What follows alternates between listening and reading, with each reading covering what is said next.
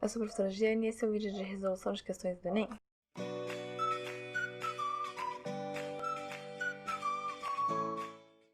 Então, pessoal, continuando a nossa resolução de questões do Enem, a gente vai falar agora sobre questões de elementos coesivos, questões de coesão, lembrando o que é muito importante sobre esse assunto, qual é uma dica para você lembrar. Primeiro, várias classes gramaticais podem funcionar como recursos coesivos, então não só a conjunção, mas, porém, e... Não, várias outras classes também, porque qual é a função? Aí é a parte mais importante de você se lembrar. Para que servem esses elementos coesivos? O que é a coesão? Coesão é a unidade textual, é a articulação textual. O que significa isso, Jane? Relação entre os elementos, entre as partes de um texto. Um texto, para que ele tenha unidade, para que ele tenha sentido, para que ele tenha relação e progressão, para que ele avance, para que ele diga algo, ele precisa que essas partes se relacionem. Ele não pode, por exemplo, dizer uma coisa e depois contradizer, a menos que seja o objetivo dele, né?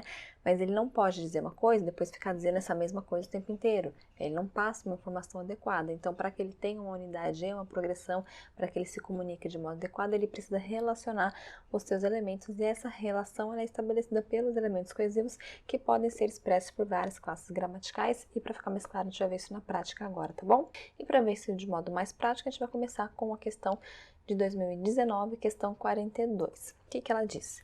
A ciência do Homem-Aranha. Muitos dos superpoderes do querido Homem-Aranha de fato se assemelham às habilidades biológicas das aranhas e são objeto de estudo para a produção de novos materiais. O sentido aranha, adquirido por Peter Parker, funciona quase como um sexto sentido, uma espécie de habilidade premonitória e por isso soa como um mero elemento ficcional. No entanto, as aranhas realmente têm um sentido mais aguçado. Na verdade, elas têm um dos sentidos sensoriais mais impressionantes da natureza. Os pelos sensoriais das aranhas, que estão espalhados por todo o corpo, funcionam como uma forma muito boa de perceber o mundo e captar informações do ambiente. Em muitas espécies, esse tato por meio dos pelos tem papel mais importante que a própria visão, uma vez que muitas aranhas conseguem prender e atacar suas presas na completa escuridão. E por que os pelos humanos não são tão eficientes como órgãos sensoriais como o das aranhas? Primeiro, porque um ser humano tem em média 60 fios de pelo em cada centímetro quadrado do corpo, enquanto algumas espécies de aranha podem chegar a ter 40 mil pelos por centímetro quadrado. Caramba, hein? Segundo, porque cada pelo das aranhas possui até 3 nervos para fazer a comunicação entre a sensação percebida e o cérebro, enquanto nós, seres humanos, temos apenas um nervo por pelo. Então, disponível em ciência hoje, então, um texto informacional. Qual é a função, né? Não é um vídeo sobre função, mas no curso a gente está sempre relembrando. A função referencial, né? Não importa quem está falando, não importa para quem está falando, não tenta te convencer de nada, não importa a linguagem que está sendo usada, não fala sobre a linguagem, é um texto que fala sobre um assunto, no caso, a relação entre a biologia e a ficção, né? Então, entre as aranhas reais e a criação desse personagem. Então, um texto com a função referencial aqui predominante. E qual é a pergunta? Como estratégia de progressão do texto, o autor simula, o autor imagina, né? O autor ali, ele está criando uma interlocução com o público leitor ao recorrer a... Então, veja, é um texto que fala, é uma questão que fala sobre progressão textual. Então, estratégias, usos de elementos coesivos, né? Como que esse texto sai do lugar, como que esse texto avança, como que ele progride. E ele fala para você já, ele simula aí uma interlocução. Então, ele cria uma... que é interlocução? É um diálogo, uma fala, uma referência a um leitor, a alguém que está ali ao outro. Então, você tem na interlocução a pessoa que fala e a pessoa que escuta. Claro que as duas estão sempre falando, né? Quase sempre ali pensando, mas nessa interlocução, então, eu tenho alguém que fala para alguém, eu trago esse alguém para o meu texto. E ele diz isso, ele vai simular uma interlocução, ele vai simular uma espécie de diálogo com o público leitor. Como ele faz isso? A pergunta é essa, como ele faz isso? Recorrendo a quê? Então, isso eu quero saber. Eu digo para você, nesse texto tem uma espécie de diálogo, tem uma espécie de referência ao leitor, eu quero saber onde está isso. Eu quero que você localize essa informação no texto. Alternativa A. Essa interlocução, essa referência ao público está na revelação do sentido aranha adquirido pelo super-herói como um sexto sentido? Não, não tem nada a ver. Essa revelação é uma informação que o texto traz. Alternativa B. Está na caracterização do afeto do público pelo super-herói marcado pela palavra querido? Não, nessa palavra querido, super-herói, a gente tem uma aproximação com o público leitor, uma estratégia de identificação. Você fala, realmente eu gosto dele, né?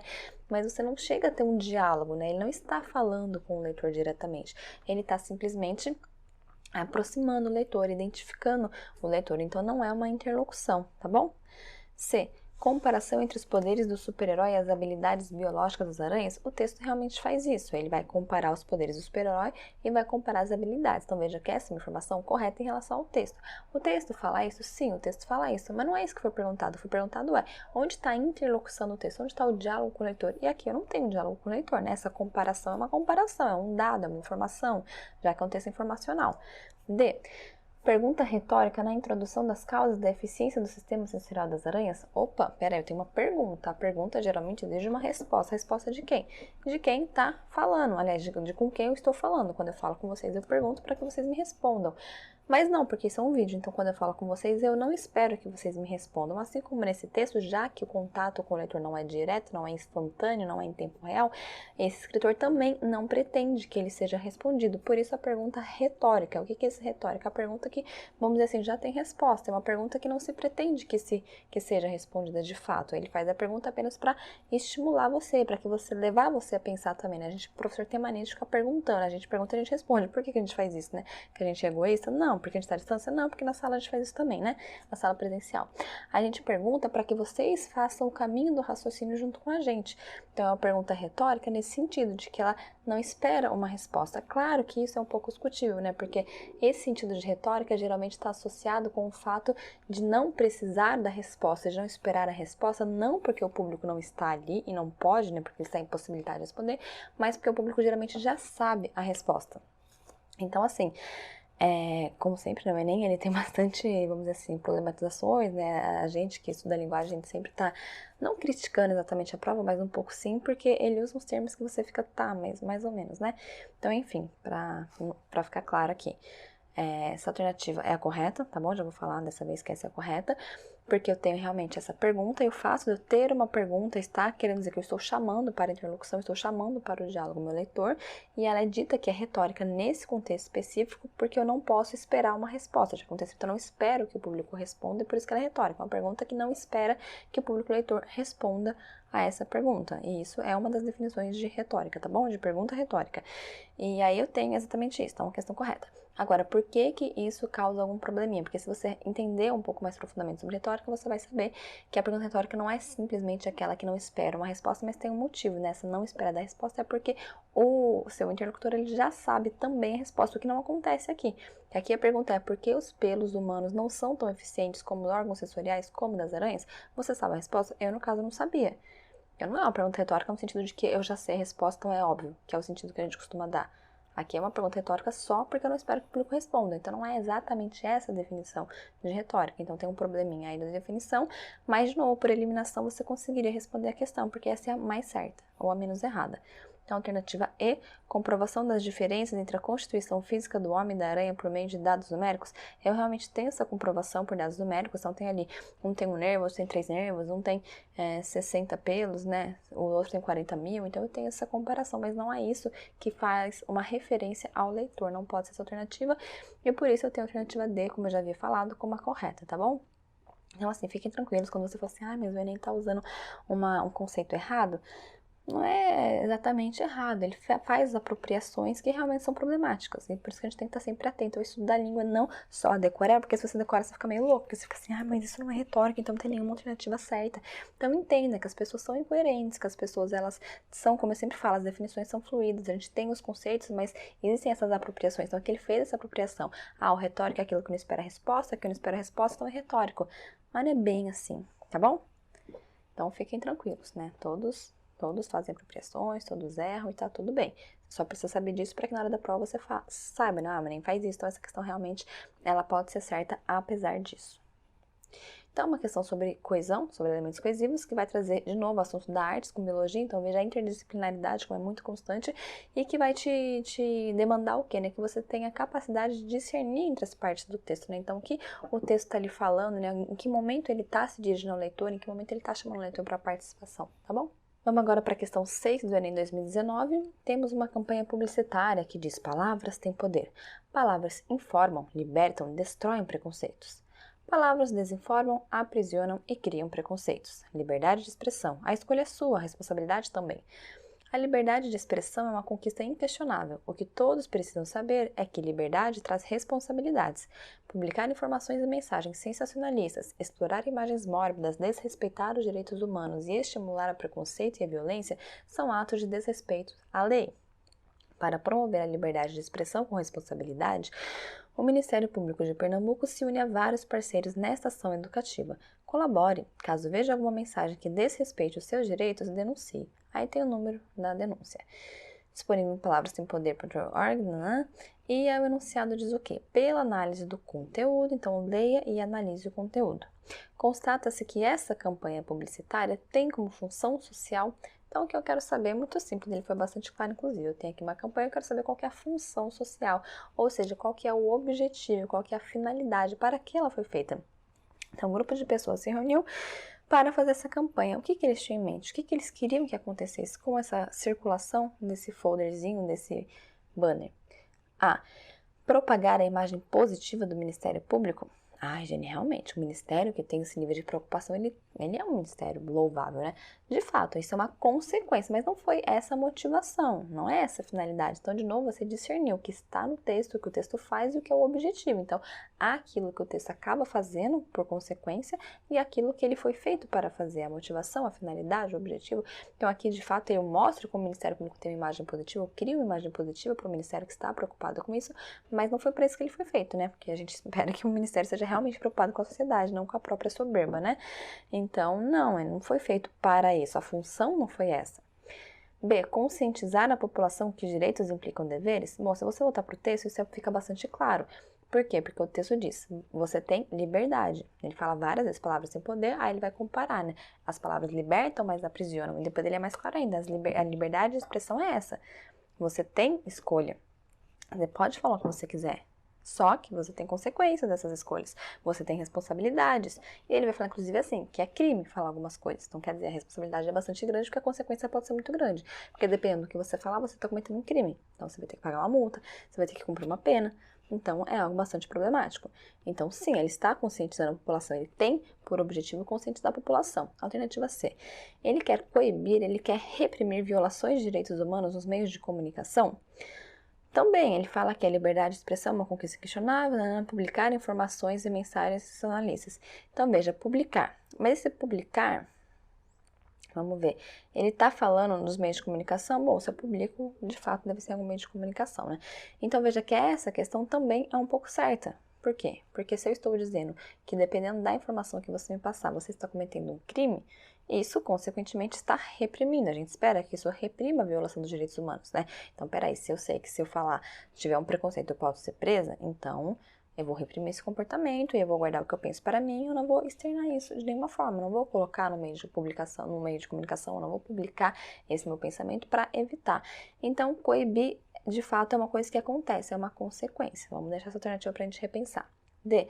Divulgar políticas sociais que combatem a intolerância e o preconceito? Não é o objetivo. O cartaz não foi feito para divulgar a política, ele foi feito para conscientizar a população, para mostrar como ela deve agir. E claro que ele está divulgando uma ação, está divulgando, mas ele não foi feito com esse objetivo, porque o que mais importa não é o fato de existir a ação existe justamente para conscientizar, né? E alternativa E. Instruir as pessoas sobre a forma correta de expressão nas redes sociais? Não, né? Não está falando exatamente de rede social, está falando de meios de comunicação de modo geral.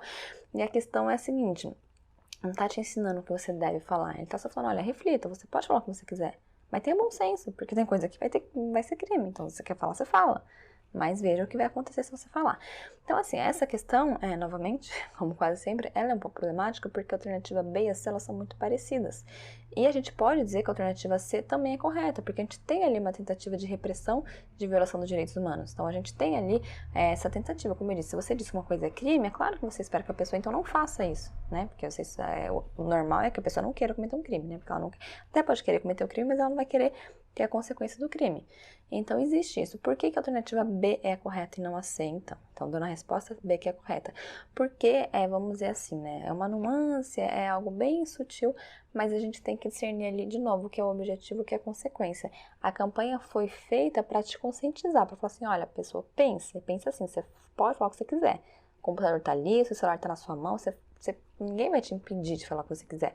Só que você tem que pensar no que você está falando, você tem que pensar nas consequências dos seus atos. Então, o objetivo principal é isso, é você pensar nas palavras, como elas podem trazer consequências sérias para a vida dos outros, para a pessoa a quem você faz um preconceito e também para a sua própria vida, como essa consequência, né, desse preconceito, desse crime que você cometeu. Então, você tem que se conscientizar. Aí, uma consequência dessa campanha, vamos dizer assim, é acabar reprimindo as pessoas, mas ela não foi feita para reprimir. Ela não foi feita para impedir que as pessoas não violem a lei. Ela foi feita para que as pessoas pensem no que elas estão fazendo. Mas assim, isso é muito sutil, né? Então, com o nível de cansaço, de estresse que você vai ter na prova, eu acho desnecessário isso.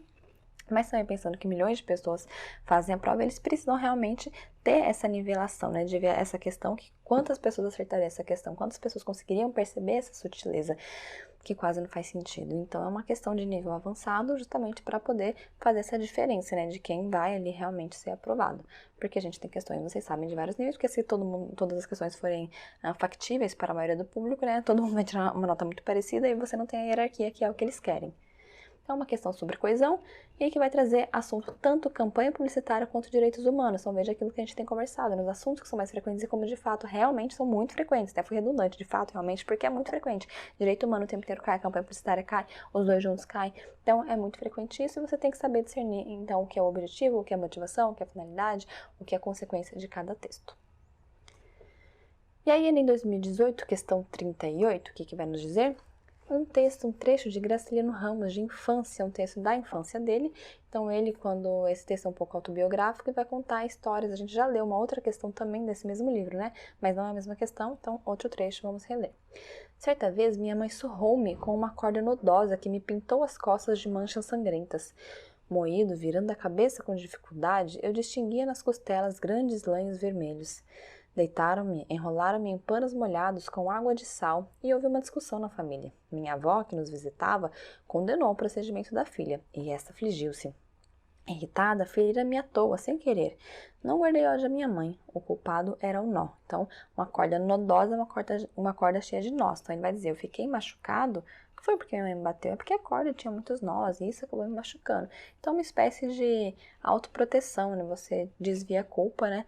Para que você não sofra, não tenha que encarar a realidade.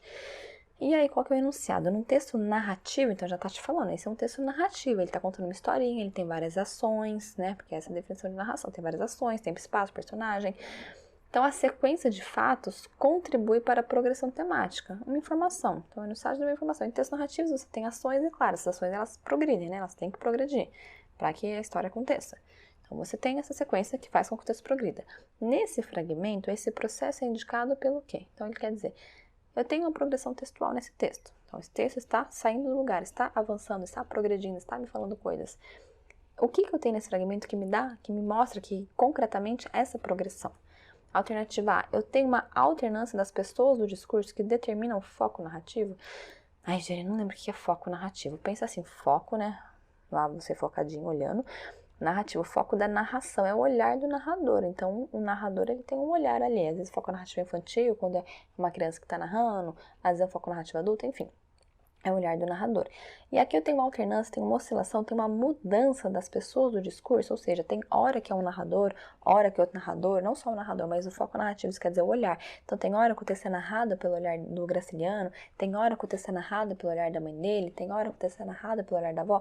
Não, eu não tenho uma alternância, eu tenho a referência, a menção a ações. A minha avó fez isso, a minha mãe fez aquilo.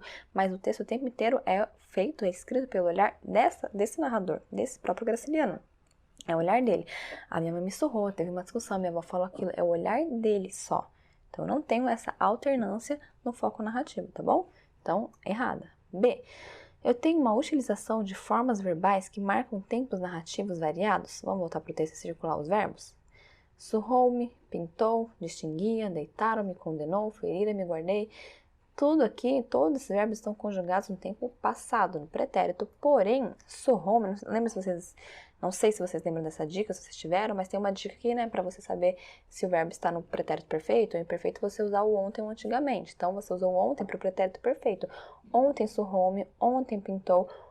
Antigamente eu distinguia, então eu tenho aqui o pretérito perfeito, o pretérito imperfeito, lá embaixo eu tenho ferira-me.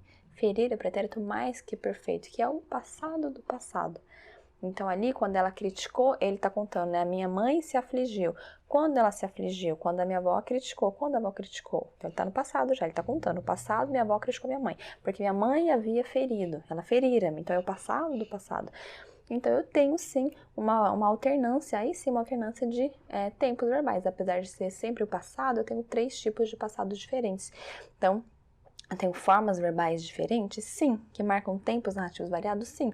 Marcam vários tempos do passado. Então, essa alternativa é verdadeira, mas a gente vai continuar lendo os outros. E é isso que permite a progressão temática, né? Porque daí ele conta uma coisa que aconteceu, daí ele conta uma coisa que aconteceu antes, uma coisa que aconteceu depois. Então, ele vai narrando os fatos, né? Primeiro ela me surrou, depois a minha avó reclamou, depois eu pensei não sei o quê. Então, tem um deslocamento no tempo que faz com que a sequência textual aconteça, progrida. C. Tem uma indeterminação do sujeito das ações que caracterizam os eventos narrados. Então, eu tenho ações aqui e eu não sei quem realiza essas ações. Eu tenho uma indeterminação, eu não sei quem foi que realizou. Isso é mentira, essa alternativa é mentirosa, é uma alternativa falsa, porque eu tenho uma clara determinação. A minha mãe me surrou, a minha avó reclamou. Então, tá claro quem foi que fez cada ação. Então, eu não tenho uma indeterminação. Alternativa D. Eu tenho uma justa posição de frases que relacionam semanticamente os acontecimentos narrados. Esse semanticamente tem a ver com o significado. A justa posição tem a ver com a escolha gramatical. Por exemplo, quando eu tenho orações independentes. Então, se eu tenho orações independentes intercaladas, elas são justapostas, elas ficam grudadas umas nas outras, mas elas não têm uma relação de subordinação. Então, elas não precisariam estar justapostas, colocadas justa, né, de justo, de próximo, posta de posição. Elas não precisariam estar grudadas porque elas são independentes. Eu tenho isso no texto? Não, né? A maioria das orações que eu tenho ali perto uma das outras é porque são orações subordinadas, porque elas exercem funções nas outras orações, então elas precisam estar ali. Um exemplo de oração intercalada. Esse não é, disse a minha avó, um bom procedimento. Veja, aqui eu tenho, esse não é um bom procedimento. Disse a minha avó, é uma oração separada, não precisava estar ali. Tá bom? Poderia estar depois, não é uma oração subordinada. Então aqui, eu não tenho isso, essa justaposição de orações independentes. Então é errada também. E eu tenho uma recorrência de expressões adverbiais que organizam temporalmente a narrativa. Então, o que é essa organização temporal? Por exemplo, ali a expressão certa vez, um dia. Então, ali eu tenho realmente uma expressão adverbial e ela está organizando a narrativa temporalmente. Então, é verdadeiro. Mas, lembra da história de selecionar e encontrar uma palavra errada por alternativa, pelo menos? Recorrência. Recorrência é uma palavra errada, porque recorrência quer dizer o quê? Repetição, uso frequente. Então, eu tenho uma frequência nesse uso de expressão verbal? Não, porque eu só tenho essa expressão verbal que indica o tempo, certa vez, eu não tenho várias. Então, não é isso que faz o texto evoluir, ele só cita, nesse dia aconteceu isso. Aí que ele vai ter esse tempo verbal mostrando o desenrolar das ações no tempo e no espaço. Então, veja que sempre você precisa localizar pelo menos um termo errado. Como eu disse aqui, você lendo rapidamente, você poderia falar, justamente por ser a primeira expressão do texto, tem sim essa expressão verbal. Sim, tem essa expressão verbal. Mas tem uma, não é verbal não, são adverbial.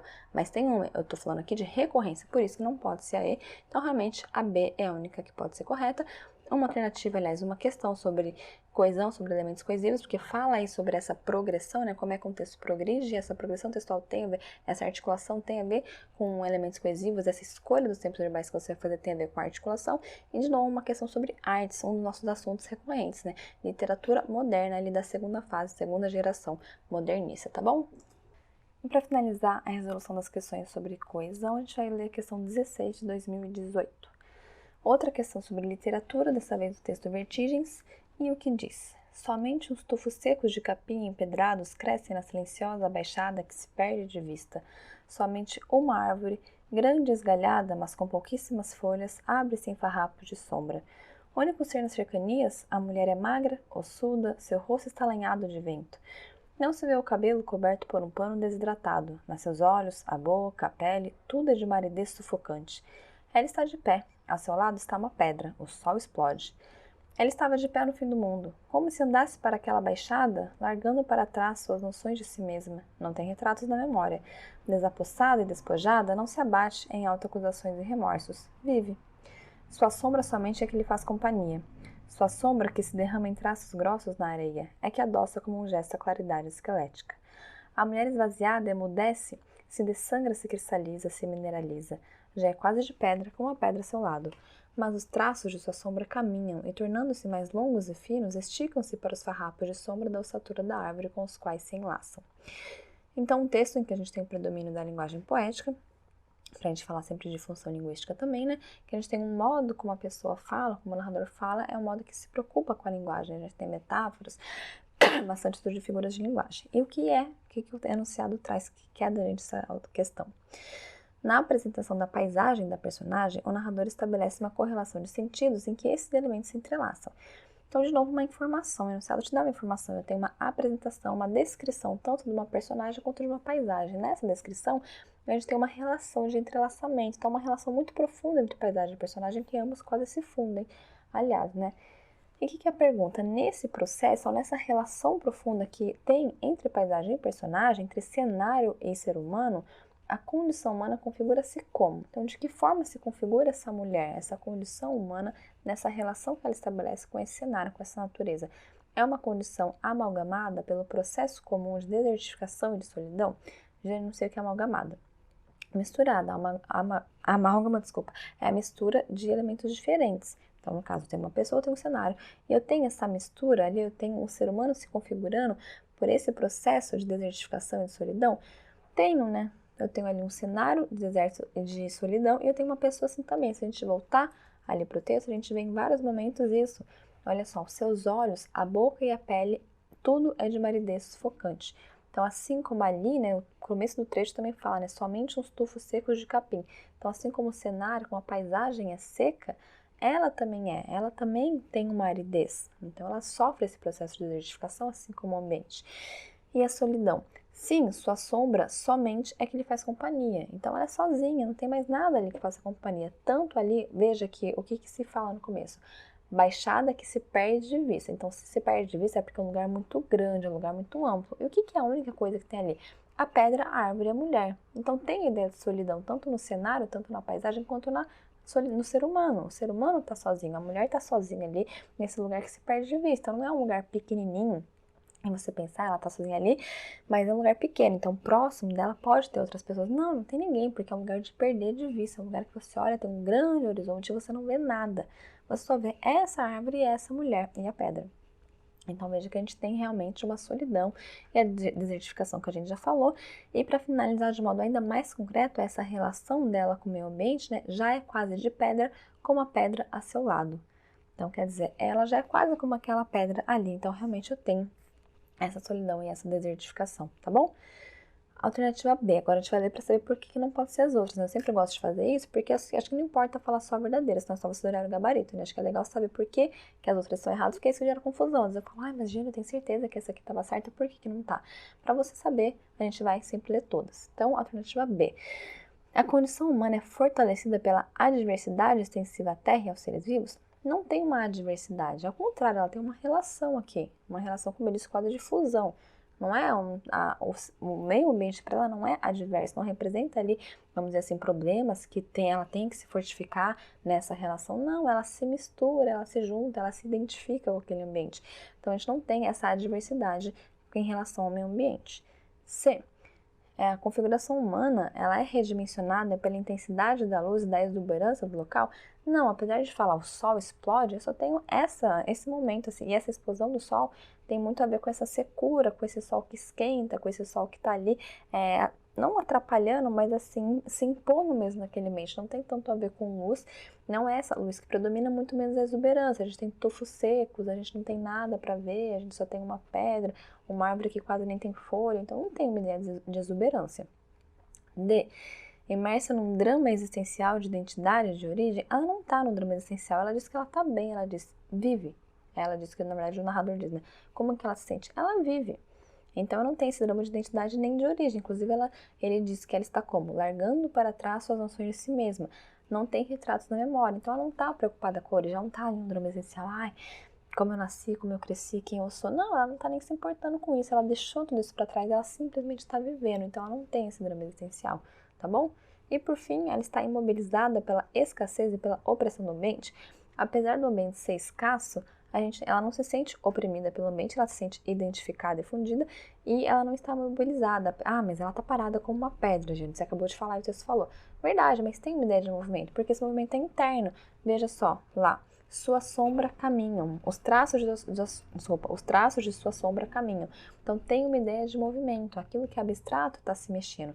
Ela vive, por dentro ela vive, ela não tem memórias. Ela não se preocupa com o passado, mas ela está vivendo.